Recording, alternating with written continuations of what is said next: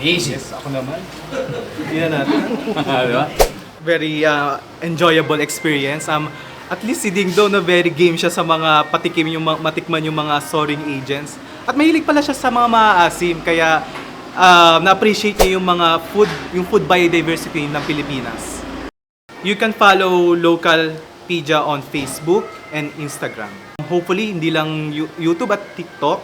So as of now kasi puro photos lang yung Localpedia, but please wait, magkakaroon tayo ng video format.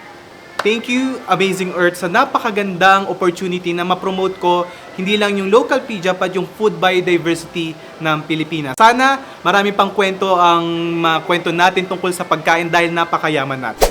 Marami po kaming exclusive content para sa inyo. Just visit gmanetwork.com/entertainment at i-follow kami sa aming official Facebook, Instagram, X, TikTok at YouTube accounts.